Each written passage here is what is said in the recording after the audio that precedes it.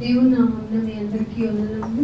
దేవుడు మిమ్మల్ని ఆధ్యాత్మిక జ్ఞానంతో మనోనేత్రాలు తెప్పించి ఆ నిత్య జీవానికి మరింత దగ్గర చేయాలని దేవునికి ప్రాధాయపడుతూ ఉన్నాను.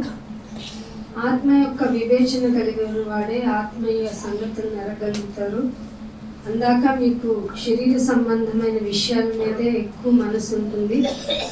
దాన్ని తగ్గించుకోవటానికి, దాన్ని తృణప్రాయంగా ఎంచుకోవటానికి మనిషి యొక్క ఆలోచన విధానాన్ని మార్చుకోవటానికి మనకి ఇవ్వబడిన ఒకే ఒక్క ఛాన్స్ ఈ భూమి మీద ఉన్నటువంటి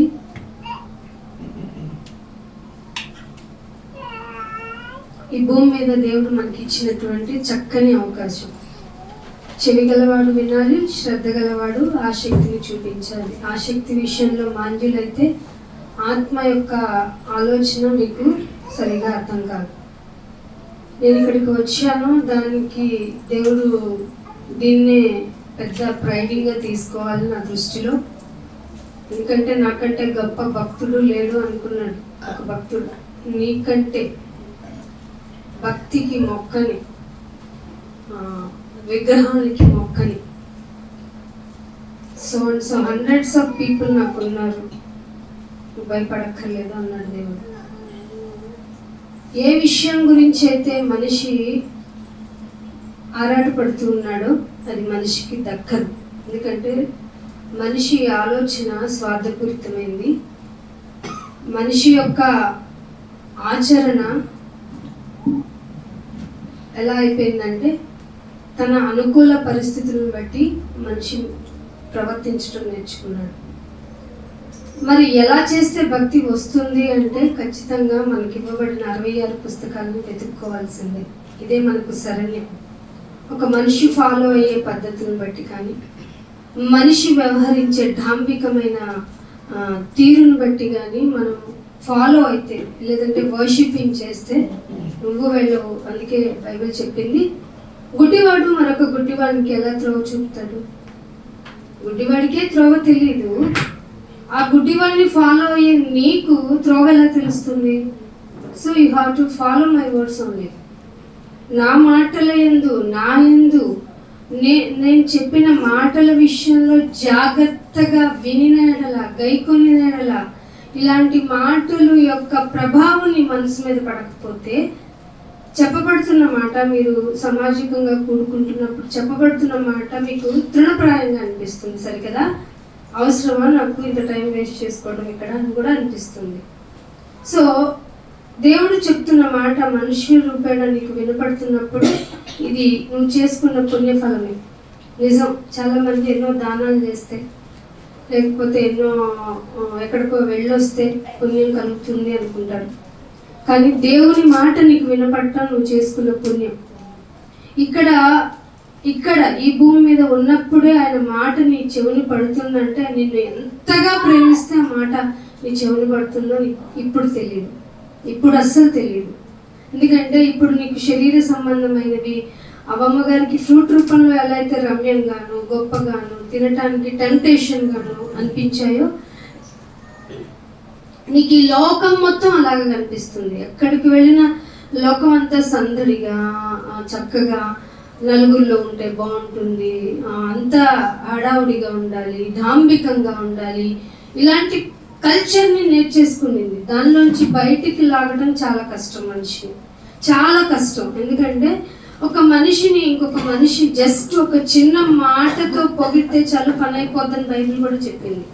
పొగడ్తకి అలవాటు పడిన మనిషి ఆ పొగడ్తల రూపంలో తనకి అందే ప్రతి ఫ్రూట్ని ఏమనుకుంటాడంటే దట్ ఈస్ మై పవర్ అనుకుంటాడు, నా టాలెంట్ అనుకుంటాడు, so and so what ever he thinking అన్నట్టు అన్ని తన వల్లే కలిగినవి అనుకుంటాడు. కానీ ఎప్పుడైతే ఆ జీవపు డంభము అనే దాన్ని వదులుకొని ఇక్కడికి వస్తాడో, అందుకే దేవుడు ఏం చెప్పాడంటే మీరు లోకానికి వేరైపోవాల్సిందే. ఎట్టి పరిస్థితుల్లో మింగిల్ అయ్యారా అంటే మీకు కూడా టెంప్టేషన్స్ జరిగిపోతాయి. కాబట్టి మీరు లోకానికి వేరవ్వాలంటే సంఘంలోనికి రావాలి. సంఘంలోనికి వచ్చిన వాడు ఎప్పుడు సైలెంట్గా ఉండడు, వెంటనే బ్యాప్టైజర్ అవ్వాలి. బ్యాప్టిజం తీసుకున్న వానికి పరిశుద్ధాత్మ వస్తారు. పరిశుద్ధాత్మ వచ్చిన వెంటనే నీకు డంబం ఏదో తెలిసిపోద్ది, ఏది మేలో తెలిసిపోద్ది, ఎలా ఉండాలో తెలిసిపోద్ది, మేలైందే ఏమిటో చెయ్యాలి అని తెలిసిపోద్ది. చేయకపోతే కీడని అబ్బో ఇలా చెప్పుకుంటూ పోతే బైబిల్ చెప్పిన ఆజ్ఞలు 613 ఆజ్ఞల పైన చెప్పింది కొత్త నిబంధనకు వచ్చేటప్పటికి. ఇవి ఆఫ్టర్ ఆల్ మనం రీడింగ్ అప్పుడే 610 అన్నప్పుడు ఒక్కొక్క కమాండ్ చేసేటప్పుడు మన పద్ధతులు, మన వ్యవహారాలు ఎలా మారిపోవాలి? నథింగ్. మనం న్యూట్రల్ అయిపోవాలి. నువ్వెవరు అంటే ఐఎమ్ సో అండ్ సో అని చెప్పకూడదు, ఐఎమ్ నథింగ్ అని చెప్పాలి. నేనేమి కాను, నా వల్ల ఏమి కాదు, నేను ఎందు నిమిత్తం బ్రతికున్నానంటే కేవలం ఆయన వల్లే అనేటువంటి అవగాహన వచ్చిన రోజు మాత్రమే ఆయన మాట రుచిగలది, తేనె కంటే తీయంది, బంగారం కంటే గొప్పది, అపరంజి కంటే అపరంజి, వెండి ముత్యాలు వాటికన్నా ది బెస్ట్ అని అనిపించింది. అప్పుడు నీకు జాగ్రత్తగా వినాలన్న ఆలోచన కూడా కలుగుతుంది. వాక్యానికి ప్రయారిటీ, రెస్పెక్ట్నెస్ కనుక నువ్వు ఇవ్వలేకపోతే నువ్వు ఎట్టి పరిస్థితుల్లో ఎన్ని యాగపూరితమైన పనులు చేసినా, ఎన్ని నీ పూర్వకమైన వర్షిపింగ్ డేస్ చేసినా అవి ఆయన దగ్గరకు వెళ్ళను గాక వెళ్ళను. ఇది నేను చెప్పిన మాట కాదు, దేవుని ప్రకారం తెలుసుకున్న మాట, దేవుని కొరకు మీ ఆయన తరపు నుంచి వచ్చి నేను మీకు చెప్తున్న మాట. కీర్తన గ్రంథం 96వ కీర్తన. ఇంకెవరైనా ఉన్నారా చందాలు వేసేవాళ్ళు? వాక్యం చెప్తున్నప్పుడు ఎవ్వరు కదలకండి దయచేసి, ఇది రిక్వెస్ట్. మీకు చాలాసార్లు చెప్పాను. ఏదో పండగల్లో పరిచారాలు తిరిగినట్టు అటు ఇటు తిరుగుతారేంటి? పరిశుద్ధాత్మను ఎందుకు అలా దుఃఖపరుస్తారు? వాక్యం మీకు ఇంట్రెస్ట్ ఉండాలి అంటే ముందు మీలో డిసిప్లిన్ కనపడాలి కదా. 96వ కీర్తన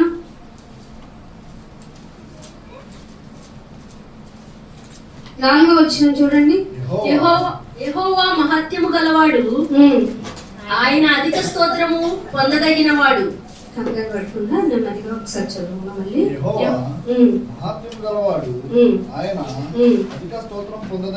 ఏ స్తోత్రం అంటండి? అధికం, అధికం. ఇంతకంటే ఎక్కువ నీకేమి ఏమున్నాయి నాయనా, నా నోటి మాటలు లేవు నేను స్తుతించడానికి అని ఒక భక్తుడు అన్నాడు. నువ్వు ఆయన స్తుతించడానికి, నువ్వు నమ్ముకున్న దేవుణ్ణి స్తుతించడానికి నీ దగ్గర మాటలు ఇంకా లేవు. కానీ ఆయన అధిక స్తోత్రాలు. నీకున్న భాషా లిమిట్ని బట్టి, నీకున్న టర్మినాలజీని బట్టి, నీకున్న వెకాబులరీని బట్టి, నీకున్న కొద్ది మాటలనే నువ్వు చెప్పగలవు. ఇంతోడివి, అంతోడివి, అంత మహానుభావుడివి అని. కానీ ఆయన అంట అధిక స్తోత్రము పొందదగిన వాడు, సమస్త దేవతల కంటే, అంటే ఇక్కడ ఏమైనా దేవతలు ఉన్నాయని ఒప్పుకుంటున్నట్ట బైబిల్? మీరు చెప్పుకుంటున్న దేవతల కంటే పూజనీయుడు, పూజనీయుడు అంటున్నాడు. అదే 2వ వచనం చూడండి ఏమంటున్నాడు? యెహోవా మీద పాడుడి. యెహోవా అంటే ఎవరు? మా మాలవాడు దేవుడా, లేకపోతే 2 దేవుడు 3 దేవుడు అలాగనా? యెహోవా అంటే ఉన్నవాడు. ఎప్పుడు ఉన్నావు నాయనా? నువ్వు ఎప్పుడైనా మాటల్ని కనిపెట్టావో అంతకుముందే. ఇది మీ దేవుని యొక్క నిజ లక్షణం ప్రొజెక్ట్ చేయాలి అంటే మీకున్న ఒకే ఒక్క అసలు హైలైటింగ్ థింగ్ ఏంటంటే నువ్వు ఎప్పుడు అంటున్నావో అప్పటికంటే ఉన్నవాడైనా. అదే అంటున్నాడు ఆయన మీద ఉన్నవాడైనా దేవుని మీద పాడండి, ఆయన నామమును స్తుతించండి. ఆదివారం ఒక్కడే కాదు నాన్న, మీకు గుర్తు పెట్టుకోవాల్సింది ఏంటంటే అనుదినము. బైబిల్ ఉన్న వాళ్ళందరూ అండర్లైన్ చేసుకోండి. రేపు ఈ మాట మాకు ఎక్కడన్నా చెప్పించావా దేవా, మేము ఓన్లీ సండే కూడుకున్నాం, లేదంటే ట్యూస్డే కూడుకున్నాం, ఎవరైనా ఆఫరింగ్ అంటే అప్పుడు కూడుకున్నాం, ఇది మేము ఇంకా భక్తి చూపించామంటే వాట్ ఆర్ యూ సేయింగ్? నేనేం చెప్పాను? అనుదినము, అనుదినము, అనుక్షణము, అనుదినము ఆయన రక్షణ సువార్త. బైబిల్ అంటే ఏమనుకుంటున్నారు? ఓన్లీ ప్రొఫెసీ అయినా స్వస్థత కలుగుతుంది, స్వస్థత కలుగుతుంది, ఇదైపోద్ది, అదైపోద్ది. నో నో నో, రక్షణ సువార్త, ప్రొటెక్టివ్ గాస్పెలింగ్ కావాలి మనకి. ఇప్పుడు అంత్య దినాల్లో ఉన్న వాళ్ళకి ఏం కావాలి? రక్షింపబడాలి. మనిషి ఈ లోకంలో ఉంటున్నప్పుడు మీకు ఫారిన్ కంట్రీస్ లో రోజు సైకాలజిస్ట్ దగ్గరికి వెళ్తున్నారంట జనాలు. ఇంకా ఇక్కడ ఆ కల్చర్ మనకి రాలేదు కాబట్టి మనం ధన్యులం అనాలో అన్యులం అనాలో మనకు తెలియదు. ఎందుకంటే ఎవరైతే దేవుని మీద ఆధారపడి ఉంటారో వాళ్ళు బహుధైర్యం కలిగిన వారుగా ఉంటారు. ఇక్కడ నా రక్షణ సువార్తను, రక్షణ ఎందుకు అంటే మనిషికంటే అభద్రతా భావం ఎక్కువైపోయింది ఈ రోజుల్లో.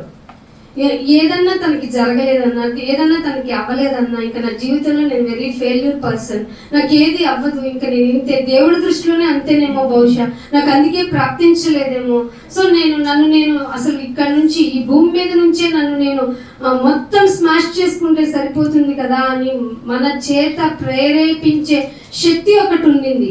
అదే ఆకాశ మండలంలో ఉన్న దుష్ట శక్తి.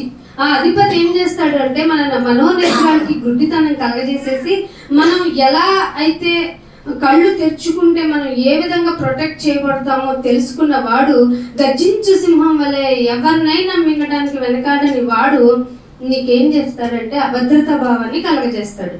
ఏ విధంగా? నీకు ఇంకెప్పటికీ నీ జన్మలో వీళ్ళు మారని, ఇంకా నీ బుద్ధింతే, వాళ్ళ బుద్ధింతే, ఇంకంతే, మన లైఫ్లో అన్ని ఫెయిల్యూర్సే, మనం ఎదగం, మనం బాగుపడం, ఇలాంటి విషయాలు నీకు ప్రొజెక్ట్ అయ్యేలాగా సిచ్యువేషన్స్ కూడా క్రియేట్ చేసి. అర్థమవుతుందా మీకు? సాతాన్ ఎంత ఎంత మ్యాజికల్ పర్సన్. మనం అనుకుంటాం పువ్వులోంచి పౌరం తీసేవాడిని, కాగితంలో నుంచి సో తీసేవాడిని, ఏమంటారు వాళ్ళని, మ్యాజిక్ చేసే పర్సన్స్. అసలు గారడి వాడేవాడు సాటన్. వాడి యొక్క తాంత్రములు మీకు తెలియదా అని అంటాడు పౌల్ గారు. మీకు వాడి తంత్రాలు తెలియాలి, వాడి మ్యాజికల్ వ్యూస్ మీకు తెలియాలి. తెలిస్తే ఏమిటో నా ముందు ఏమేమి పెట్టవరు నువ్వు, అరే నువ్వు ఇంత తెలివి తక్కువ, అందుకనే నేను గాడ్ తోసిస్తాడు కిందకి అని అంటాం. అర్థమవుతుందా? అందుకనే ఏమంటున్నాడు, ఆయన రక్షణ సువార్త ప్రతి జనములోనికి వెళ్ళాలి. ఎప్పుడైతే మనిషి బలహీనతలకు ప్రలోభపడిపోయి తను తాను ప్రొటెక్ట్ చేసుకోలేని హీనమైన స్థితికి వెళ్ళిపోతున్నాడో, అది ఆ సాతాను చేత చేయబడుతున్నాడో, అట్లాంటి వారందరికీ రక్షణ సువార్తను అనుదినము ప్రకటించాలి. అందుకు అధిక స్తోత్రార్హుడు ఆయన. ఇది ఎవరితో ఎవరి వల్ల కాని పని. కాబట్టి ఆయన పరివారము అని చెప్పుకునే మనము చెయ్యాలి అంటే ముందు మనం సమావేశమై ఇక్కడ కూడుకోవాలి. అది ఆదివారం కూడుకుంటావా, whatever day you needed to meet, అది మాత్రం కంపల్సరీ చేసుకోవాలి. చేసుకుని ఆయన ఏం చెప్తున్నారు అనేది నీ హృదయం ఎలా ప్రేరేపించబడుతుంది, నువ్వు ఏం నేర్చుకుంటున్నావు, ఇక్కడికి వచ్చి మారిందా ఏమన్నా, అంతకంత కఠినమైపోయి నెబుకద్నెజర్ లాగా నేనే రాజు, మంత్రి, రెడ్డి ఏదో అంటావు కదా, నా రూల్స్ నా ఇష్టం. నీ రూల్స్ నీ ఇష్టమే కదా, మరి నీ జీవితం నీ ఇష్టంగా ఉండాలి కదా. నీ జీవితం నీ ఇష్టమైనప్పుడు నువ్వు రావాలి కదా. నువ్వు ఎప్పుడు పుట్టావరంటే మా అమ్మ చెప్పింది, మా నాన్న చెప్పాడు, సో డిఓబి అంటావు. డేట్ ఆఫ్ బర్త్ మీ అమ్మ చెప్పింది, ఎందుకు ఫిక్స్ అయ్యావు? నీ రూల్ ప్రకారం నువ్వు వచ్చినప్పుడు, నీ పద్ధతి ప్రకారం నువ్వు అనుకున్నప్పుడు, నువ్వు కదా నీ డేట్ ని ఫిక్స్ చేసుకొని రావాలి. ఎందుకు రాలేదు? ఇది నా క్వశ్చన్ దేవుని తరపు నుంచి. సో దీన్ని బట్టి నాకు విదితమైనది ఏంటంటే, నువ్వు నీ ఇష్టం ప్రకారం రాలేదు, నేను నా ఇష్టం ప్రకారం అసలు రాలేదు. నేను ఈ ఊర్లో అసలు ఉండాలనుకోలేదు. నేనైతే ఎందుకు అనుకుంటాను, అమెరికాలో ఉండాలనుకుంటా, అంతే కదా. ఎక్కడ ఫ్రీ విల్ ఉంటుందో అక్కడే ఉండాలనుకుంటాడు మనిషి. నేనంటే నేనే కదా, ఫర్ ఎగ్జాంపుల్ చెప్తున్నా, నాకు ఇక్కడ ఉండటమే ఇష్టం, మళ్ళీ దీన్ని ఏదో చేస్తారు కదా. అందుకని మీరు ఎక్కడ ఉండాలి, ఏ విధంగా ఉండాలి, ఎవరి మధ్య ఉండాలి, ఏ విధంగా ఉంటే నీ విశ్వాసానికి పరీక్షలు జరిగితే నువ్వు నెగ్గుతావా లేదా అనేది తండ్రి యొక్క అభిష్టం. సో ఇక్కడే ఉన్నాను, నా బతికిందే, నాకు 4 చక్రాల బండి, దాంతో 2 రూపాయలే వస్తాయి, అది కూడా దేవునికి ఫిక్స్ చేయబడిన పనే. నువ్వేమనుకుంటావు, నాకు ఇంకా రావాలి అంటే కుదరదు. నీకు తక్కువ ఇస్తాను, హౌ విల్ యూ బిహేవ్, నువ్వు ఎలా ప్రవర్తిస్తావు, అది నీడెడ్. సో అదే అంటున్నాడు ఆయన, నీవు ఇవన్నిటిని పరీక్షించుకోబడితే, వీటన్నిటి ద్వారా పరీక్షింపబడితే అది రక్షణ అని తెలుసుకుంటా, దీన్ని ఇమీడియట్ గా వెళ్ళి బయట ప్రకటిస్తావు. అందుకే అంటున్నాడు, ఎక్కడ ప్రకటించాలి డాడీ, నాకు నేనే భజన చేసుకున్నా, మా వాళ్ళ మధ్య మేము చెప్పుకున్నా అంటే 3వ వచనంలో చెప్తున్నాడు చూడండి, అన్యజనులలో ఆయన మహిమను. తప్పట్లు కొట్టడం కాదు, కొట్టడం తప్ప అమ్మ అని మళ్ళీ నా దగ్గరికి రాకండి. తప్పట్లు కొట్టుకోవాలి, మీరు ఏ విధంగా ఆయన ప్రైజ్ చేసుకోవాలనుకున్నారో అది మీ ఇష్టం, కానీ అది మాత్రమే చేసి భక్తి ఆరాధన అంటే మాత్రం తప్పంటాను. దేవుడు ఏమన్నాడంటే, నన్ను ఆరాధించువారు ఆత్మతో. ఏది ఆత్మ? ఎక్కడుంది ఆత్మ? ఆత్మ ఏం చేస్తుందో తెలుసా? ఆత్మ నీ మీద ఉంటే నేను వాళ్ళ గురించి చెయ్యి, వీళ్ళ గురించి చెయ్యలేదు. నువ్వు ఇక్కడ ఈ సమాజంలో ఇక్కడ కూడుకున్నప్పుడు ఆయన సన్నిధి నువ్వు అనుభవించడం నీకు ఎంతో అభాగ్యం, ఎంత మంచిది, ఎంత హ్యాపీయెస్ట్ థింగ్ అనేది నీకు రియలైజేషన్ ఇచ్చి నీకు పశ్చాత్తాపం కలుగుతుంది. తర్వాత దాని ద్వారా ఇది తెలుసుకున్న నాకు రక్షణ ఇచ్చావు చూసావు నాయన, వెరీ థ్యాంక్ఫుల్ నాయన అనిపిస్తుంది. ఆఫ్టర్ దట్ ఏమన్నా ఈ రక్షణ పొందుకున్న నేను ఈ ఆనందాన్ని ఎట్లయినా ప్రచురం చేస్తా, ముందు నా ఇంటితోనే ప్రారంభిస్తాను. So please give me some time to my family also అనిపిస్తుంది. ఆత్మ ఇవన్నీ కావాలి అంటే సత్యము, వాక్యమే నీ మధ్యలో ఉండాలి. ఊర్లో ఉన్న మాటలన్నీ ఇక్కడ మైండ్ లో పెట్టుకొని వస్తే నీ ఆరాధన చెల్లదు. ఆత్మతోనూ సత్యముతోనూ ఆరాధించాలి. చేస్తున్నామా? మనకి సత్యం తెలీదు, నీతి తెలీదు, యథార్థత తెలీదు. అవన్నీ తెలియకుండా వాటన్నిటిని అక్కడ పెట్టేసి లోపలికి వచ్చి నేను భక్తుణ్ణి అంటే నీ ఆరాధన వెళ్ళదు. అందుకే మన రక్షణ సువార్తని ఎవరి మధ్య ప్రకటించాలంట? అన్య జనుల్లో ఆయన మహిమను ప్రచురించుడి. ఒకళ్ళొద్దు వీళ్ళొద్దు, వాళ్ళ వీధిలోకి మనం వద్దు వీళ్ళు అనొద్దట. సమస్త జనములలో ఆయన ఆశ్చర్యము, ఆయన ఆశ్చర్య కార్యం మీకు తెలిసిందేమిటి? నీ లెవెల్లో నీకు ఒకటి తెలుస్తుంది, నా నాలెడ్జ్కి ఇంకొకటి తెలుస్తుంది, ఇంకొకరికి ఇంకొకటి తెలుస్తుంది. మనందరము కలిసి ఆయన ఆశ్చర్య క్రియలన్నిటినీ సమస్త జనులలో, ఇది మర్చిపోకూడదు. ఇక్కడ వరకే పరిమితమే చెప్పుకుందాం, మనమే చెప్పుకుందాం, మనమే ఇది చేసుకుందాం అంటే కుదరదు. బైబుల్ చెప్పింది ఏంటంటే అందరూ నా బిడ్డలే, కొందరు నా మాట చేత ఆకర్షింపబడ్డారు, ఇంకొందరు మిగిలి ఉన్నారు. అందుకే టేబుల్ చెప్పేటప్పుడు కూడా ఇంకా రొట్టె ద్రాక్షరసం మిగిలిన సింబాలిక్ గా ఏంటంటే ఇంకా ఆత్మలో రావాల్సి ఉంది, మీకు పని ఉంది అని, మీకు పని ఉంది అని, తినేసి వెళ్ళిపోవడం కాదు అని. అందుకని అంటున్నాడు ఆయన ఆశ్చర్య కార్యములను అన్య జనుల్లోనూ సమస్త జనుల్లోనూ ప్రచురం చేయండి అంటున్నాడు. కొలసీలకు రాసిన పత్రిక 3వ అధ్యాయము, కొలసీలకు రాసిన పత్రిక 3వ అధ్యాయము 24వ వచనం, 24వ వచనం. మీరేం చేసిన ఇవాళ చేద్దాం అనుకుంటున్నానయ్యా, నా చేతికి వాచ్ బాగుంటుంది కాబట్టి హైలైటింగ్ గా చేసిన ఇది, ఎందుకు నా చేతికి గొప్పగా కనపడ్డాను, నా మెల్ల ఒక హారాన్ని వేసుకోవాలనుకుంటున్నాను. అసలు కుదరని పని, ఎందుకంటే అది జీవపు డంపాన్ని కలిగేస్తుంది కాబట్టి వెంటనే కొట్టేయాలి నాయన. సో ఇది కూడా నీకోసమే నాయన. మీరేం చేసినా అది మనుష్యుల నిమిత్తము కాక, ఇది నేర్చుకోవాలండి క్రైస్తవ్యము, ఇది నేర్చుకోవాలి.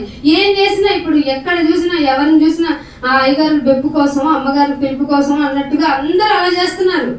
మనుషుల నిమిత్తం కాదు, మీరేం చేసినను అది మనుషుల నిమిత్తము కాక ప్రభువు నిమిత్తమే అని. బాబు నీకోసం చేయమన్నా అని మళ్ళీ సనుక్కోకూడదు, కొనుక్కోకూడదట. మనస్ఫూర్తిగా చేయండి. దీనికి ఎంత ప్రాక్టీస్ ఉండాలండి, దైవభక్తి. దైవుని యొక్క భక్తిని సాధన చేయటంలో ఏ పని చేసినా నీకోసమేనాయన అని మనస్ఫూర్తిగా చేసి మీరు ప్రభువైన క్రీస్తునకు పక్క ఏం చెప్తాం మనం, నువ్వు అసలు అడ్డున్నావు కానీ ఏసయ్యా నేనే బెస్ట్ భక్తుని అంట. అక్కడికి వచ్చి ఏమంట, ఇక్కడ ఏమంటున్నాడు, మీరు ప్రభువైన క్రీస్తు వారే మహాదాసుడు. అసలు శిష్యులు ఆఫ్టర్ ఆల్ కదండి. ఏమన్నాడు యోహాన్ గారు, నీ చెప్పులు కాలుకున్న లేసుని కూడా తీయటానికి నేను అసలు యోగ్యంగా అంటే నువ్వు ఇట్రా అన్నాడు. ఇట్రా వచ్చేసి కూర్చో, నీ కాళ్ళు కడగాలి. నేను ఎవరైనా ఉన్నారు ఈనాటి పాస్టర్లు కానీ, ది సీనియర్ చర్చ్ మెంబర్స్ కానీ, ఎన్నో సంవత్సరాల నుంచి వస్తున్న వాళ్ళని కడుగుతా, నేను ఎన్ని సంవత్సరాల నుంచి వస్తున్నా నాకు పని చెప్తారేంటి? ఇది మన పద్ధతులు. క్రీస్తుకు దాసులై ఉండాలి మీరు ఏం చేసిన. అందుకే 25లో అంటాడు, ఓకే ప్రతిదీ నేనే చేస్తున్నా, నాకు ఎంత అన్యాయం జరుగుతుందంటా, అన్యాయము చేసేవానికి, అన్యాయము చేస్తే నాయన నన్ను భరించమంటావు ఏంటంటే, అన్యాయము చేసిన వానికి తాను చేసిన అన్యాయము కొలది ఎట్టి కలప కొలుస్తావో అట్టిదే రెడీగా ఉంటది. యూ డోంట్ వరీ, మనం ఏం బాధపడక్కర్లా. అందుకే అన్యాయము కొలది మరలా లభించేస్తుంది సుమా. ఇది బైబిల్లో చెప్పబడుతుంది, ఇంకెక్కడ చెప్పబడదు. కొన్ని విశ్వాసాల్లో, బయట విశ్వాసాల్లో నువ్వు ఎంత తప్పైనా చేసే, కొంత దానం చేసే దేవుడికి పుణ్యం వచ్చేస్తుంది. అందుకే మనకి అజ్ఞాత భక్తుడిని ఇంత అందాసో అంసో ఇంత అని చెప్తాడు. కోట్ల రూపాయల విలువైనవి ఇచ్చేసారంటే ఏంటి, పుణ్యం వస్తుందని. కానీ దేవుడు ఏం చెప్తున్నాడు తెలుసా, వాడు అన్యాయం చేశాడంటే ఫిక్స్ అయిపో, వాడు కొలిచిన కొలత కొలది వాడికి కూడా అన్యాయము జరిగి తీరుతుంది. పక్కనే పులి స్టాప్ పెట్టి మళ్ళీ మర్చిపోయాడా అనుకోకండి. పక్షపాతం ఉండదు అంటే ఎందుకు రాయించాడు? అమ్మ నువ్వు గుడికి వచ్చావు కదరా తల్లి, కొంచెం ఎగ్జామ్షన్ ఇస్తాను, రిజర్వేషన్ ఇస్తాను అంటాడా? పక్షపాతం ఉండదు. పక్షపాతము ఉండదు అన్నప్పుడు నీకు ఇక్కడికి వచ్చినప్పుడు నువ్వు ఎలా ప్రాక్టీస్ అవ్వాలి? నీలో మార్పు కనిపించని ప్రార్థనా జీవితం ఎందుకు నీకు? నీలో మార్పు కనిపించని ఆదివారం కూడికకు నువ్వు రావటం ఎందుకు? నువ్వు ఇంకా శిక్షణ మోసుకుంటున్నావు తెలుసా? చెవులకు అంత సాక్షార్థం అయిపోతుంది. విని ఉండి వెనక ఉండేవాళ్ళని, చూచి ఉండి చూడక ఉండేవాళ్ళని ఏమంటారు చెప్పండి? ఏంట్రా వేషాగత్తున్నావు అంటారు. మరి యేసుప్రభువు వారు కొంచెం పొలైట్ గా మాట్లాడతారు కదా, అందుకే వేషధారి అనేసాడు. ఏ వేషధారి? నువ్వు ఎట్లున్నావు తెలుసా? కన్నీ కడిగెత్తున్నావు బయట, లోపల చూస్తే సమాధి ఎలా ఉందంటే సున్నం కొట్టిన సమాధిలో ఉన్నావు. అంటే సున్నం కొట్టిన సమాధి ఎప్పుడు నీట్ గానే కదా ఉంటది, కానీ లోపల చూడాలి. లోపల చూస్తే కుళ్ళు, వామిటింగ్ వచ్చి ఫెర్మెంట్ అయిపోయిన బాడీ అసలు ఎంత వామిటింగ్స్ వస్తుందో, పురుగులతో ఉన్న ఆ బాడీని చూస్తే ఎవరైనా ఉండగలమా? అందుకే మనం సమాధి కార్యక్రమానికి తొందరగా వెళ్ళాం. కానీ వన్ ఫైన్ డే మన డెస్టినీ ఏంటండి? ఇల్లు శుభ్రంగా తుడుచుకుని దానిలో పెట్టి లోపల నేస్తారా ఏంటి? ఇక్కడే తిరిగిందమ్మా, ఇక్కడే ఇల్లు అంటే చాలా మంచి ఇష్టం అమ్మా అని ఉంచుతారా? నన్ను తీసుకెళ్లి పడేస్తారా? బురద వస్తున్నా వర్షం వస్తున్నా పట్టించుకోరు. ఒకప్పుడు ఆ బురదకే భయపడి బయటికి వెళ్ళని మనల్ని ఆ బురదలో ఉన్న వర్షంలో తీసుకెళ్లి తవ్వేసి పడేసి అమ్మయ్య బాధ్యత అయిపోయింది అనుకుంటారు. అలాంటి మనుషులను నువ్వు నమ్ముతావు. అఫ్కోర్స్ అది ధర్మమే అనుకోండి, కానీ మన మీద ప్రేమ ఇంకేవో చెప్తారు కదా, ప్రాణానికి ప్రాణం ఇస్తాం. నమ్మకండి, మనుషుల ప్రేమ అస్సలు నమ్మకూడదు. అందుకే మీరు ఏం చేసినా జాగ్రత్తగా దేవుని కోసమే చేయండి అంటున్నాడు. యెషయా గ్రంథము 54వ అధ్యాయము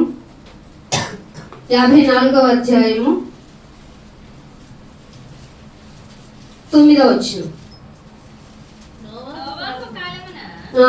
జలప్రళయమును గూర్చి నేను చేసినట్లు చేయుదును. జలములు భూమి మీదకి ఇకను పొర్లుచు రావని నోవాహు కాలమున నేను ఒట్టు పెట్టుకుని. ఎవరండి ఒట్టు పెట్టుకుంది? దేవుడా. నాకు కోపం ఎక్కువరా, నేను ఎంత కోపిస్తున్నాను అంటే మీకు తెలియదు అని చాలా చోట్ల రాయించి ఉన్నాడు. నా క్యారెక్టరే అగ్ని అయి ఉన్నాను. తెలుసా మీకు అగ్ని? తెలుసా? తెలిస్తే తెలియని వాళ్ళు ఏం చేస్తారంటే, మీరు పొయ్యి ఉంటే పొయ్యిలో ఒకసారి చేయి పెట్టండి, లేదంటే ఇంట్లో స్టవ్ ఉంటే ఒకసారి అలానండి. మీరు అబ్బా అమ్మ అయ్యా అనుకుంటే చేయి బయటికి తీయగలిగితే నిజంగా మీరు వెరీ స్ట్రెంగ్త్ ఆన్ పర్సన్స్. కానీ అగ్నికి ఉండే లక్షణం ఏంటంటే కాల్చి పడేస్తారు. పోనీ నీటిని తీసుకున్నావా, నీటిలో ఏముంది, ఆఫ్టర్ ఆల్ వాటరే కదా అని వెళ్తే నువ్వు చచ్చే వరకు నిన్ను నీళ్ళలోనే ఉంచి నువ్వు చచ్చిన తర్వాత నీ బాడీని బయటికి లేకపోతే అంత కెపాసిటీ ఉంది వాటర్కి. కాకపోతే దానికి ఆజ్ఞ ఇచ్చాడు దేవుడు, నా బిడ్డకి దాహం వేస్తుంది, నువ్వు వాటర్గా వెళ్ళి దాహం తీర్చు. నా బిడ్డ మురికి బట్టలను ఉతుక్కుంటుంది, దానికి తనకి ఎగ్జాంపుల్గా చెప్పు, నేను కూడా వాళ్ళని అలాగే ఉతికేస్తాను అని. గ్రేట్ కదా. అందుకే అంటున్నాడు, నోవాహు కాలంలో జలప్రళయం గురించి నేను చేసినట్లు చేస్తాను, నేను మర్చిపోను, ఎందుకంటే నేను ప్రామిసింగ్ పెట్టుకున్నా మీ నుంచి. దానికి రిజంబుల్ గా ఒక నేచర్ లో ఒకటి పెట్టాడు. ఏంటది? రెయిన్బో. దాన్ని చూడగానే అబ్బా రెయిన్బో వస్తుంది, వర్షం వస్తుంది. అది కాదు, క్రైస్తవులైన మీకు ఏం గుర్తుండాలి? రెయిన్బో రాగానే నాకు మీ జనాంగం మొత్తం మీద చాలా కోపంగా ఉందిరా, కానీ నేను ఇదిగో గుర్తుగా పెట్టుకున్నాను ఇంద్రధనస్సుని. అంటే నాయన ఇంత వరద వచ్చినా నన్ను కాపాడుతావనేగా. ఎస్ నేను కాపాడుతాను, ఎందుకంటే నేను ఒట్టు పెట్టుకున్నాను, నీ మీద కోపముగా ఉండననియు, నిన్ను గద్దించనన్నా, నిన్ను ఇప్పుడు ప్యాంపరింగ్ గా చేస్తా, ముద్దడుతానన్నా, నువ్వు మారాలి, అందుకో ఇదిగో ఇలాగ చెప్పిస్తాను, మారరా అని చెప్పిస్తాను, అందుకే నిన్ను గద్దించనని నా మీద నేనే ఒట్టు పెట్టుకున్నాను రా. నా క్యారెక్టర్ ఏంటి? అధిక స్తోత్రార్హుడిని కదా, అయినా కానీ నీ కోసం డౌన్ అయిపోయాను నేను. ఆ డౌన్ వచ్చేసి ఎంత డౌన్ అయిపోయానంటే టు ది ఎర్త్. ఆ ఎర్త్ మీద ఎవరు ఉండింది? మీరున్నారు కనుక నా ఒట్టును నేను గుర్తు చేసుకుంటున్నాను అంటున్నాడు. చూడండి, పర్వతములు తొలగిపోయినా మెట్టలు తత్తరిల్లిపోయినా నా కృప మాత్రం నిన్ను వేడవరా. సో నువ్వు భయపడొద్దు. ఒక్కసారి తండ్రి ప్రసన్నం చేసుకుంటున్నా, నీవే ప్రాహిమాం అంటూ ఒక్కసారి నన్ను శరణు వేడావంటే చాలరా నాన్న. మెట్టలు తత్తరిల్లిన, పర్వతములు తొలగిపోయినా నా కృప నిన్ను విడిచిపోదు సరికదా. సమాధాన విషయమైన నా నిబంధన. ఏ నిబంధన ఇది? మంది క్రొత్త నిబంధన సమాధాన పరిచేది. తండ్రికి మనకి మధ్య ఉన్న అడ్డుగోడను తీసివేసిన యేసుక్రీస్తు వారి యొక్క మధ్యవర్తిత్వము మనం తండ్రి దగ్గరికి చేర్చేదిగా చేసింది కదా. ఆ సమాధాన నిబంధన తొలగించేంద్రా, డిస్ట్రాయ్ చెయ్యను నువ్వు మారేదాకా అది అని నీ యందు జాలి పడుతున్నాను. జాలి, నువ్వు పడతావా జాలి?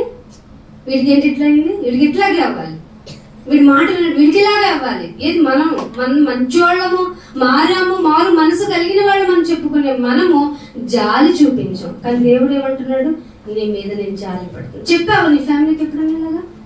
నువ్వు మారట్లేదంటే దేవుడు నిన్ను వదిలేసాడని కాదు, జాలి చూపిస్తున్నాడు. నీకే అర్థం కాదు ఆయన ప్రేమ.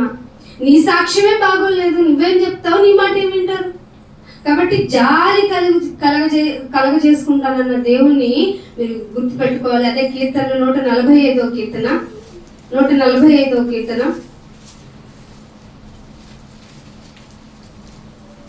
20వ వచనం. 145వ కీర్తన. తనను ప్రేమించు వారిని అందరినీ కాపాడును. తనను ప్రేమించే వారందరినీ ఆయన ఏం చేస్తాడంట, కాపాడుతాను. భక్తిహీనులందరినీ, ఇది వన్ వర్డ్ అసలు యాక్చువల్ గా దేవుడి యొక్క నన్ను ప్రేమిస్తావా, కాపాడేస్తా. నువ్వు భక్తిహీనుడివా, రక్తహీనత ఉంటేనే చచ్చిపోతున్నాం మనం. భక్తిహీనత ఉంటే ఆత్మీయంగా కూడా చచ్చిపోతాం. అది దేవుడు ఏం చేయక్కర్లా, ఆయన చెప్పాడు ఇది ప్రిన్సిపల్స్, దిస్ ఈస్ దట్. నువ్వు ఏది తీసుకుంటావు, మీ ముందే ఉన్నాయి కదా జీవము మరణము, నీ ముందు పెట్టాను. చేదుగా ఉన్నది, బిట్టర్గా ఉన్న ఫ్రూట్స్ పెడితే చేదురా ఇది అంటే తీసుకుంటావా? నీకు విజ్ఞత ఉంది కదా, వివేచన ఉంది కదా. మరి ఎందుకు జీవము మరణము అన్నప్పుడు మరణం ఎద్దకే మనుషులందరూ పరిగెడుతున్నారంటే జీవపు డంబాన్ని కోరుకున్నారు మనక. అందుకే అంటున్నాడు, శరీరులందరూ ఆయన పరిశుద్ధ నామమును. సండే ఓన్లీ ఏముంది అక్కడ, నిత్యము. ఇంటిలో అసలు ప్రార్థన చేస్తున్నావా నీవు? ప్రార్థనా పూర్వకంగా ఉంటే నీ నోటి నుండి చెడ్డ మాటలు వస్తాయా? ప్రార్థిస్తే నీ వ్యక్తిగతం యొక్క ఆయన ముందు పరచడమే కదా. నువ్వు ప్రేయర్ పబ్లిక్ లో చేసే కన్నా ఇంటర్నల్ గా ఒంటరిగా చేస్తే అది నిజమైన ప్రార్థన. ఆ ప్రార్థనలో నీలో ఉన్న నిజాలు బయటకు వస్తాయి, నిన్ను నువ్వు ఒప్పుకుంటావు, ఒప్పింపజేస్తాడు పరిశుద్ధాత్మ వారు. అలాంటి పరిస్థితిని, అంత మంచి అవకాశాన్ని వదిలేసి ముసలమ్మ ముచ్చట్లు తిరుగుతావు, సీరియల్ ఫాలో అయిపోతాం, ఇంకేవేవో చూసేస్తూ ఉంటాం. ఈ మధ్య అసలు సీరియల్ అంటే అందరూ చూస్తారు కాబట్టి ఫోన్ లో చూసేసుకుంటాం. ఏమిటవి రీల్స్. ఏమన్నా కూడి పెడితే ఖచ్చితంగా పెడతాయి. ఏం పెడితే దానిలో మీరు ఇలా చూస్తూ రోజు రీల్ చూస్తూ గడిపేస్తున్నారా, మీరు కూడా ఒక రీల్ చేసేయండి అంటున్నారా లేదా? జీవపు డంబంలోనికి లాక్కెళ్ళిపోతే ప్రపంచం. నువ్వు జాగ్రత్తగా ఉండకపోతే నీకు ఇవ్వబడిన జీవం కూడా వెంటనే దేవుడు వెనక్కి తీసుకునే ఛాన్సెస్ చాలా ఉన్నాయి. కాబట్టి నీ శరీరం ఎవరికైతే ఇవ్వబడిందో, ఈ శరీరం నీ చేత్తో రాదు, నువ్వు చేయలేవు. అందుకే అవయవ దానం అంటూ మనల్ని మనం కాపాడుకుంటున్నాం, అవునా కదా? ఒక అవయవంలో రక్తాన్ని చేయలేం కాబట్టి రక్తదానము అంటూ తెచ్చుకున్నాం. హృదయం తెచ్చుకోలేం కాబట్టి హృదయాన్ని దాచుకుంటున్నాం. కాలేయం, కిడ్నీ, ఈ ఆఖరికి స్కిన్ కి సంబంధించిన వాటిని కూడా మనం కాపాడుకుంటున్నాం. స్టెమ్ సెల్స్ కూడా దాచేసుకోండి. మీకు ఏదేమైనా అతి ఘోరమైన వ్యాధి వస్తుందంటే దాంతో మీరు రెక్టిఫై అవ్వచ్చు అంటుంది. అది మరి మనం చేసుకోలేమా? శరీరాన్ని మీకు అర్థమవుతుందా? శరీరాన్ని మనం చేసుకోగలమా? అస్సలు అవ్వదు. మీకేం తెలియట్లేదా? శరీరాన్ని మనం చేసుకోగలమా? తెలిగే కదా నేను మాట్లాడుతున్నాను. శరీరాన్ని మనం చేసుకోనప్పుడు, ఈ శరీరం ఒకరి చేత ఇవ్వబడింది అయినప్పుడు మనం ఎంత జాగ్రత్తగా ఉండాలి శరీరంతో. శరీరము శరీరానుసారమైన విషయాల మీద మనస్సు ఉంచుతుంది. మరి మీరు కూడా ఇక్కడికి వచ్చాం మేము అన్న మీరు కూడా శరీరపరమైన విషయాల మీద మనస్సు ఉంచితే ఏం కోస్తారు? ఖచ్చితంగా మరణాన్ని కోస్తారు. ఆత్మయందు మనస్సు ఉంచి వాటిని కోసేవాడు నిత్య జీవితాన్ని. అసలు నిత్య జీవితం కోసం మనిషి సంఘం ఎవరైనా పోరాడుతున్నారా? ఎందుకు నమ్ముకున్నావంటే నాకు ఇది జరగలేదు, ఎందుకు నమ్ముకున్నావు నాకు అది అవ్వాలి, ఇవి అవ్వాలి, ఇవి చెయ్యాలి. నువ్వు ఇక్కడి వరకు రానక్కర్లేని అక్కడున్నా చేసేస్తాడు. అది ఆయన మంచిదనం. నువ్వు ఇక్కడికి వచ్చావు అంటే నిత్య రక్షణ ఇస్తాడు అనేటువంటి అవగాహన నీలో లేకపోతే నీ ప్రార్థనలో మార్పు ఉండదు, వాక్యంలో మార్పు ఉండదు. సరికదా నీ వ్యక్తిత్వం ఎక్కడేసావమ్మా గొంగడి అంటే అక్కడే ఉన్నానంటది, అదే ప్రార్థన, అదే మాటలు, అవే ఆ రెండే చెప్తావు. ఆ రెండింటి మీదే ధ్యాస ఉంటుంది నీకు. బైబిల్ చదివితే ఆయన ఎంత లోతుగా వాక్యాన్ని చెప్పాడు, నన్ను నేను సాధన చేసుకోవడానికి ఏమేం చేయాలి అని నీకు అవగతం అవుతుంది. కాబట్టి శరీరులందరూ ఆయన పరిశుద్ధ నామాన్ని నిత్యము నిత్యము నిత్యము సన్నతించాలి. 1 దశలోనికి రాసిన పత్రిక 5వ అధ్యాయం 1 దశలోనికి రాసిన పత్రిక 5వ అధ్యాయము 12వ వచనం. మరియు సహోదరులారా, మీలో ప్రయాసపడుతూ ప్రభువునందు మీకు పైవారు ఎక్కడ ఉంటారు? ఇక్కడ నుండి పొదుపుతూ ఉంటారు. మీకు పైనున్న వారికి మీకు బుద్ధి చెప్పు వారిని ఏం చేయాలి? మననం చేస్తారా? మీరు ఖననం చేస్తారా? ఖచ్చితంగా ఖననం చేస్తారు. ఎందుకంటే మీకు వాక్యము విలువ ఎంత బాగా చెప్తున్నారో తెలియదు. అందుకే కిందకి అంటారు, మీకు వాళ్ళని మననం చేసుకోవాలంటే ఏం చేయాలట? వారి పనిని బట్టి ఏమవుతాయి? ఆత్మఫలాలు వికసిస్తూ ఉంటాయి. ఎన్ని ఆత్మఫలాలు ఉన్నాయో ఒకటన్నా? ప్రేమ, సంతోషం, సమాధానం, ఆశా నిగ్రహం. మిగతా మీరు చెప్పండి. మళ్ళీ నేను మిగతా చెప్పాలంటే రిఫరెన్స్ కాదు. ఒక్కటన్నా పూయించిన నాకు నా శరీరం నుంచి ఒక్కటన్నా పూయించు. వారు పనిని బట్టి వారి ప్రేమతో మిక్కిలి ఘనముగా ఎంచాలి. మీరు మననం చేయరు, ఘననం చేయరు, ఖననం చేసి పక్కన పెడతారు. మీకు ఇంక వాక్యం మీద రెస్పెక్ట్ ఉందని ఎలా నమ్ముతావు? అందుకే ఆత్మ వద్దమ్మా. పౌలు గారు అక్కడికి వెళ్ళిన ఆయన నేను ప్రకటించేస్తా, ప్లీజ్ నన్ను పంపించండి. నువ్వు అక్కడికి వెళ్ళొద్దు అన్నాడు పౌలు గారు. ఇప్పుడు చెప్పడు ఆయన వెళ్ళొద్దు అని చెప్తారు, కానీ మిమ్మల్ని ప్రేమించాడు ఆయన. శరీరులందరూ స్తుతించాలి, నా నామ ఘనతకు తీసుకురావాలి. సంఘంలో ఉన్నారు వాళ్ళంతా, వాళ్ళకి నువ్వు వెళ్ళి చెప్పాలి అని దేవుడి యొక్క విషయాన్ని చెప్తున్న వారిని మీరు మననం చేయాలి అంటున్నాడు. అందుకే మీకు బోధించేది ఏంటంటే, వాళ్ళు ఏమైనా ఎక్స్ట్రాలు ఏం చెప్పరు, మీకు బోధించేదంటే అక్రమంగా నడిస్తే బుద్ధి చెప్తారు. అక్రమంగా ఉన్నదేంటి? క్రమం లేనిదే అక్రమమైంది. ఇది చేయొద్దు అంటే ఇదే చేస్తావు కదా, వాక్యమే చెప్తుంది నువ్వు ఇది చేయొద్దు అని. అక్రమంగా నడుచుకున్న వారికి బుద్ధి చెప్పండి. ధైర్యం ఉండదండి చాలా మందికి. చాలా మనుషుల వల్ల ధైర్యాన్ని కోల్పోతారు. మనం చూడండి, ఇప్పుడు నువ్వు వచ్చావక్క, నువ్వు ఉన్నావు, చాలా ధైర్యంగా ఉంది అంటామా? కానీ చాలా మందికి ఈ మధ్య మనం భరోసా చేయి వదిలేసాం. అందుకే చాలా మంది ధైర్యం లేక తిరుగుతున్నాడు. బైబిల్ అంటుంది, ధైర్యము చెడిన వారికి ధైర్యపరచండి.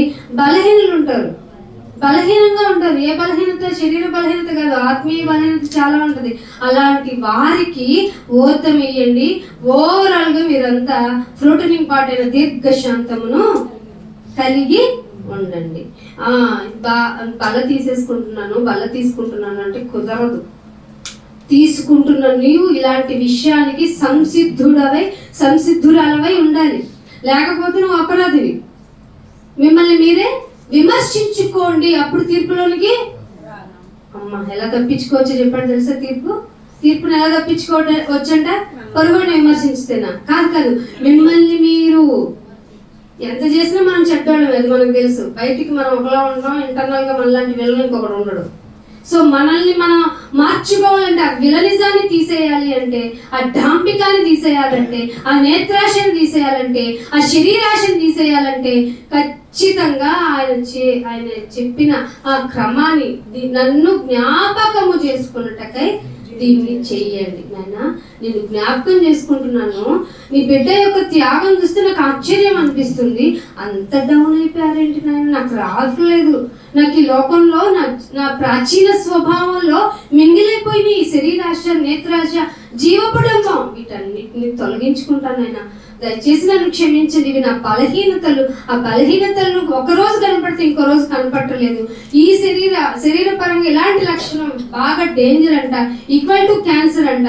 మరి నా ప్రవర్తన కూడా ఆత్మకు అలాంటిదే కదా నాయన. నా ఆత్మను కుళ్ళి పట్టనీకు నాయన. ఆత్మ కుళ్ళిపోతే ఎవరినైనా నిన్ను స్తుతిస్తారు. ఎవరిని వస్తున్నా ఎట్లాంటి ప్రార్థనలు చచ్చినారు. నేను వచ్చాను, thank you, I'm going away, okay done. ఇవే మీ ప్రార్థనలు అలాగే ఉంటాయి సారాంశాలు. అందుకే లాస్ట్ యెషయా గ్రంథము 63వ అధ్యాయము, యెషయా గ్రంథము 63వ అధ్యాయము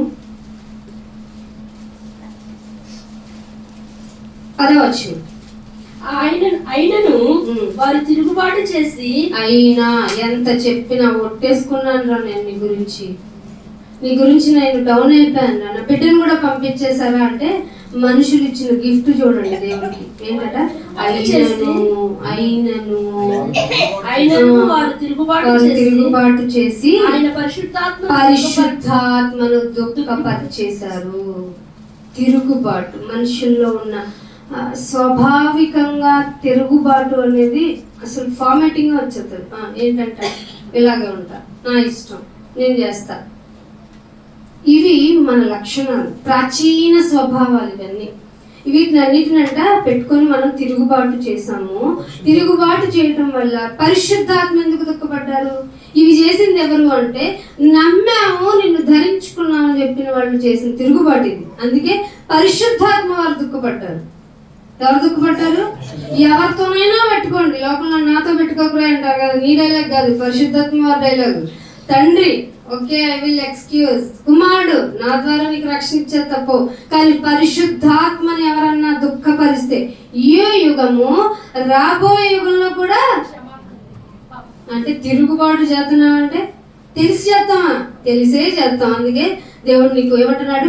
పరిశుద్ధాత్మ నీకు విరోధి అయింది, అందుకే దేవుడు నీతో యుద్ధం చేస్తున్నాడు. అందుకే నీకు నెమ్మది లేకపోవడానికి, నీకు రోగం వచ్చేయడానికి, ఏదో మనశ్శాంతి లేకపోవడానికి, నీకు ఏదో చెప్పలేవు, నీ ఓన్ ఎక్స్పీరియన్స్, నీకు తొందరపాటు అవడానికి, ఎంత సంపాదించిన చిల్లుగుడ్డలోకి పోవడానికి కారణం ఏమిటయ్యా అంటే నువ్వు దేవుణ్ణే మీదే తిరుగుబాటు చేశావు. అందుకే ఆయన నీతో యుద్ధం చేస్తున్నాడు. పరిశుద్ధాత్మని కదా దుఃఖపరిచావు. నువ్వు ఆలోచిస్తున్నావా ఏంటి నా పరిస్థితి అని? ఆలోచించు. రేపేం కావాలో, ఏమి తిందునో, ఏమి త్రాగుదునో, ఏం తిందాం, రేపటికి ఏం తిందాం, ఇవాళ తెచ్చి పెట్టుకున్నాం. అందుకే ఫ్రిడ్జ్ కదా పెట్టుకున్నాం. ఏం తాగుదాం, దానిలో ప్రిజర్వ్ చేసుకోవడానికి. మళ్ళీ ఇవన్నీ మీకు ఎవరు ఇచ్చారు? దేవుడిస్తే హ్యాపీ, దేవుడిస్తే హ్యాపీ. తెచ్చి పెట్టుకుంటేనే తంట మనకి. లాస్ట్ గా ఇర్మియా గ్రంథము 2వ అధ్యాయం, ఇర్మియా గ్రంథము 2వ అధ్యాయము. ఈ మాటతో ముగిస్తాను. సంపూర్ణతకు సిద్ధపడండి. 2వ అధ్యాయము 29వ వచనం. మీరందరూ నా మీద తిరుగుబాటు చేసి, మళ్ళీ ఇర్మియా గారితో కూడా అదే చెప్తున్నాడు ఏంటి ఆయన? మీరందరూ నా మీద తిరుగుబాటు చేశారు, నాతో ఎందుకు వాదించుదురని. ఎందుకురా ఏమని వాదిస్తావు? నీ గుడికొస్తున్నావు, నాకు చేయవా? అసలు అందరూ అన్ని లెక్క ఎదిగిపోతున్నారు చూసావా? ఏమని వాదిస్తున్నావు నువ్వు? నీకే తెలిసి ఏం వాదిస్తున్నావు, మళ్ళీ నాకేం, నన్ను ఎందుకు ఇన్వాల్వ్ చేస్తాను? నీకు మీ దేవుడికి మధ్య ఉంది, అన్ని ఇవ్వాలి కదా. నువ్వు నీ గుడికి వచ్చానంటే ఏ లోటు లేకుండా కాపాడాలి కదా. లోటు ఉంటే ఏమైద్దబ్బా? లోటు ఉంటే ఏమైద్దో బైబిల్ చెప్పిందా? ఒక మాట అది చూపించాలి, అవసరం కనుక చూపించి. 1వ పేతురు రాసిన పత్రిక 1వ అధ్యాయము. మీరు ప్రార్థన చేసుకునేటప్పుడు మీ ప్రార్థన పరిపూర్ణతకు వెళ్ళాలనే శ్రేయోభిలాషిగా మీకు ఈ విజ్ఞాపన చేస్తూ ఉన్నాను. 1వ పేతురు రాసిన పత్రిక 1వ అధ్యాయము 7వ వచనం. నశించిపోద్ది. సువర్ణం అంటే బంగారం, అది లోకంతో పాటు అది పోద్ది. కానీ ఆ సువర్ణమే అగ్ని పరీక్ష చేత ప్యూరిఫై అవుతుందా లేదా? అప్పుడే నువ్వు ఏం గోల్డ్ తలతళ మెరుస్తుందంటావా లేదా? చక్కగా చేతులకి, కాళ్ళకి, ముక్కుకి, అబ్బో ఎక్కడ పట్టడం మనం. అలాంటి నశించిపోయే సువర్ణమే అగ్ని పరీక్ష చేత శుద్ధీకరణ అవుతుంది కదా. దానికంటే అమూల్యమైంది నీ విశ్వాసం. ఎక్కడున్నది? నీలో, నీతో నీవై ఉంది. ఈ విశ్వాసము శోధనలకి పరీక్ష నిలిస్తే, ఏం చెప్పానా? పరీక్షకు నిలిస్తే యేసు ప్రభువు ప్రత్యక్షం అవుతాడు. ఎప్పుడు చెప్పండి? 2వ రాకడ దినం. ఫస్ట్ ఆల్రెడీ వచ్చేసాడు, ఆయన మరణానికి వచ్చేసాడు. సెకండ్ కమింగ్ టైంకి మీకు మెప్పు, మీకు మహిమ, మీకు ఘనత కలగటానికి కారణం కదా. వచ్చేనా ఆయన నన్ను పరీక్షించే అనాలనిపిస్తుంది కదా ఈ మాట చదవగానే. అలా సంసిద్ధులు అవ్వండి. దేవుడి ఇటు ధన్యత మీకు అందరికీ దయచేయాలని కోరుకుంటూ నా ప్రార్థన ముగిస్తున్నాను. తండ్రి, మీకెంతో ఆనందం. మేమందరం తిరుగుబాటు చేసిన వారు, మీ పరిశుద్ధాత్మక దుఃఖాన్ని కలగజేసిన వారు, మీకు నిత్యము మహిమ కలగజేయటానికి శరీరులందరినీ ఏర్పాటు చేసుకుంటే ఈ లోక సంబంధమైన ధాంబికంలో మునిగిపోయి ఇదే గొప్ప అనుకుంటూ, నైనా ఈ గొప్పగా ఉన్నది ఒకరోజు దిబ్బగా మారుతుందని తెలియక మా జీవితాలను మసిపూసి మారేడు కాయలాగా సంఘంలో నైనా వేషధారణ కలిగిన జీవితాలతో బ్రతుకుతున్నాం. దయతో క్షమించండి. మీ బిడ్డ యొక్క త్యాగాన్ని జ్ఞాపకం చేసుకోవడానికి మాకు ఇచ్చిన అవకాశంలో భాగంగా మమ్మల్ని మేము శుద్ధీకరించుకుంటున్నాం, మమ్మల్ని మేము మార్చుకుంటున్నాం, మీకు మరింతగా దగ్గర వాళ్ళని కోరుకుంటున్నాం. నాయన మీరు నలిగిన వారికి ఆశీనుడు కనుక, నాయన మీ దగ్గరికి వచ్చిన వారిని ఎన్నటికీ త్రోసివేయనన్నావు కనుక ఆ ధైర్యంతో నీ కృపాసనంతో మీకు వస్తున్నాం తండ్రి. దయతో క్షమించండి మా పాపాలని, మా యొక్క అవిధేయతని, మా తిరుగుబాటుని అన్నిటినీ నాయన తీసివేసి మీ చిత్తానుసారంగా జీవించడానికి ఏ విధంగా అయితే మా యొక్క జీవితం బాగుంటుంది మీరు ఇష్టపడతారు అటువంటి జీవితం మాకు అందరికీ దయచేయమని బాణంలో చేతులు వేస్తున్న మేము ఎదుటి వారిని విమర్శించకుండా మమ్మల్ని మేము పరీక్షించుకుంటూ మమ్మల్ని మేమే విమర్శించుకుంటూ మీ పాత్రలో తిని త్రాగే వారుగా మమ్మల్ని పవిత్రపరచమని యేసుక్రీస్తు వారి పరిశుద్ధమైన నామములో ప్రార్థన అడిగి పెట్టుకుంటున్నాం తండ్రి. Thank you all of you.